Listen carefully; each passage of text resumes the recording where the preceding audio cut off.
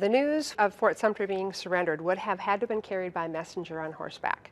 It would have been sent to Anoka by way of either East River Road, which was then the Territorial Road, or what's now Highway 10. The first person to get the message in Anoka was Willis Gorman. He was there involved in a trial.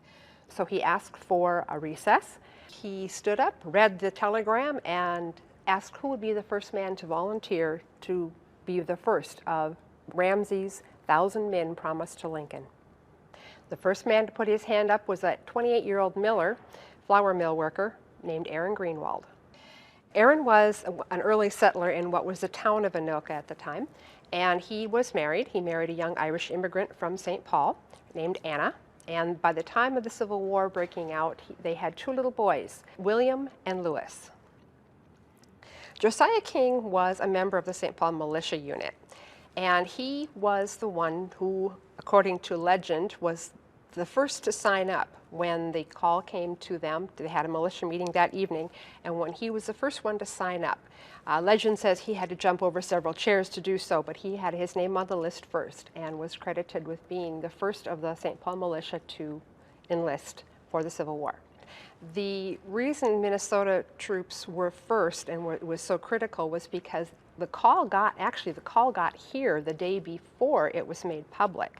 So that call for 1,000 men from Minnesota to put down the rebellion was ahead of anybody else, and it is very clearly defined in historical record that Minnesota was the first one to offer troops, and our troops were the very first to enlist for the Union.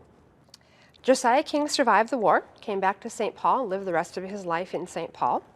Aaron Greenwald did not fare so well. He was in Company C, so he was not part of Minnesota's famous charge at Gettysburg on the second day of the fighting. He was on provo duty at the time, behind the lines, not on the line when the charge happened. On the 3rd of July, when the 1st Minnesota, its remnants, were put back on the line, they were put near the focal point of what ended up being Pickett's charge. Aaron received a bullet wound in his head, and the description that was given said it went in his left temple and came out in his shoulder. He laid on the battlefield for a full day before he was picked up and brought to a hospital where he died on July 5th. He was buried there at Gettysburg on the field. But his father lived in Pennsylvania. This is where Aaron was from originally, and he was able to take the railroad car from their home in Berks County to Gettysburg, and there reclaim Aaron's body after having been buried for 19 days. And we have a very graphic description of how his body was prepared and then sent back to Berks County, where Aaron was buried in the family churchyard.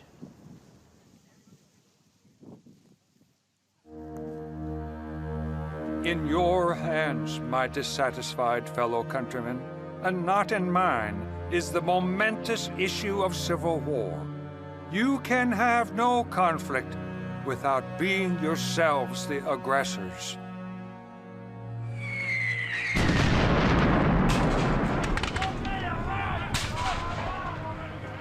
After the attack on Sumter, the only consistent attitude of a loyal man was with a rifle at his shoulder, and the only logical argument, a bullet.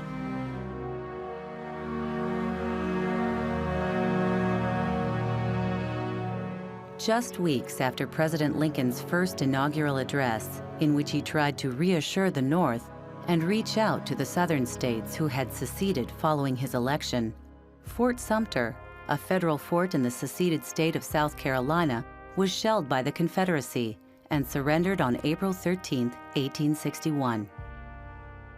Minnesota Governor Alexander Ramsey, who happened to be in the nation's capital at this pivotal moment, promptly called on Secretary of War Simon Cameron.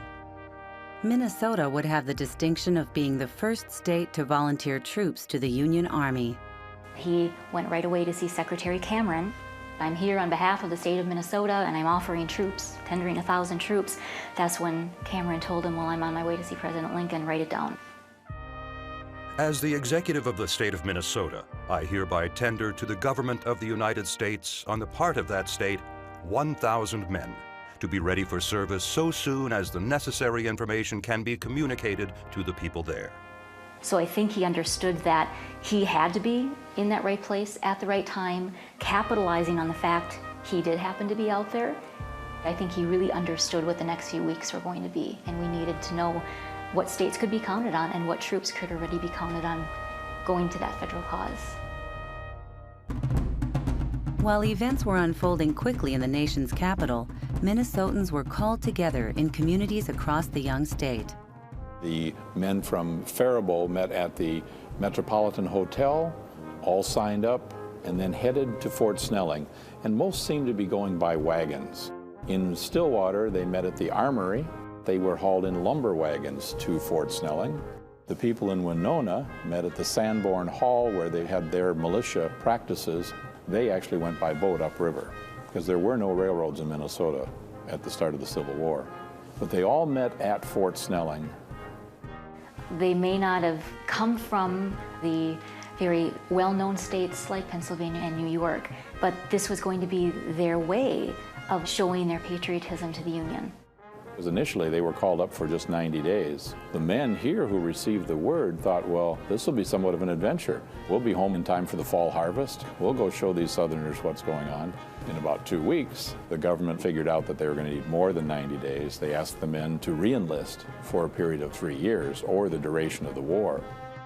Ramsey knew that Minnesota was ill-equipped to fight. I ask whether you would feel justified in saying that the reasonable expenses that may be involved will be furnished by the general government. As men gathered at Fort Snelling, there were no arms or accoutrements. In lieu of uniforms, the men were issued red shirts and black pants. They marched out the doors of Fort Snelling and down to the wharf underneath the bluff of the fort, where they boarded the War Eagle and the Northern Belle. They went down to La Crosse and Prairie du Chien. There they boarded trains and headed east. Residents of Chicago took note of the impressive 1st Regiment of Minnesota Volunteer Infantry. The Chicago Tribune reported, "There are few regiments that can compare in brawn and muscle with these Minnesotians. They are unquestionably the finest body of troops that has yet appeared in our streets." Early on, the lore of the men from the 1st Minnesota begins with this comment from the Chicago Tribune. The war evolved from being an adventure to being serious business very quickly at the Battle of Bull Run. That was the battle where they realized this is not going to be a lark. This is going to take a while. I just saw a lot of my friends die. The generals noticed that this well-drilled, uniformed group from Minnesota did not run. They held their ground until ordered to retreat. That began the reputation of the 1st Minnesota with the generals knowing that this was a unit that they could count on. Battle after battle, the North was not the victor. Antietam was a very wearing battle on everybody. Then Gettysburg comes along in 1863, and the tide turns. The Union is saved at that battle, and from then on, the Union starts winning. And that's where the 1st Minnesota made their most famous charge, of course. The men really cohesed as a unit. They always stayed together, they never lost faith, and they always took care of each other. 150 years later, Minnesotans, courtesy of the National Archives and Records Administration, had the chance to read Ramsey's letter for themselves. I think the letter really did help put Minnesota on the map. It showed that we were a state willing to make sacrifices, and any battle that any of the Minnesota regiments took part in, they definitely showed their valor. Very respectfully, your obedient servant, Alexander Ramsey.